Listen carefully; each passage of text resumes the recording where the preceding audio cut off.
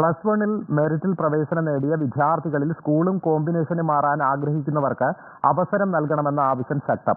നിലവിൽ സപ്ലിമെന്ററി അലോട്ട്മെന്റിന് ശേഷമാണ് മാറാനുള്ള അവസരം നൽകുന്നത്.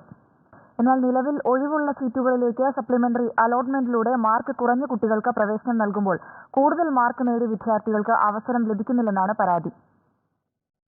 +1 പ്രവേശനത്തിലെ അശാസ്ത്രീയമായ നടപടിക്രമങ്ങൾക്കെതിരെയാണ് വിമർശനമുയരുന്നത്. സീറ്റ് ഉറപ്പിക്കാൻ പരമാവധി സ്കൂളുകളിൽ അപേക്ഷിക്കണമെന്നാണ് വിദ്യാർത്ഥികൾക്ക് ആദ്യം നൽകുന്ന നിർദ്ദേശം. അലോട്ട്മെന്റിൽ ഇഷ്ടമുള്ള വിഷയവും സ്കൂളും ലഭിച്ചില്ലെങ്കിലും 3ാം അലോട്ട്മെന്റ് പൂർത്തിയാകും മുമ്പ് നിർബന്ധമായും പ്രവേശനം നേടുകയും വേണം.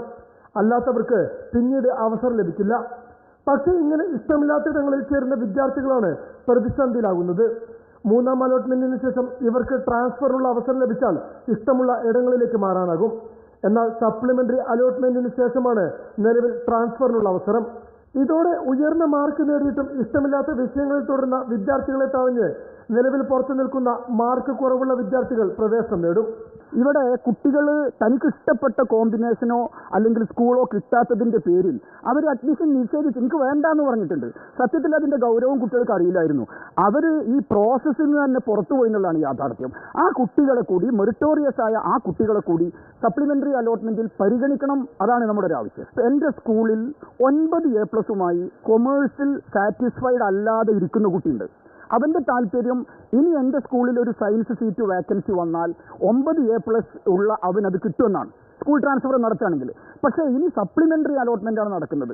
സപ്ലിമെന്ററി അലോട്ട്മെന്റിൽ ഈ 9 A+ ഉള്ള കുട്ടി കാണുന്നത് എന്താണ്?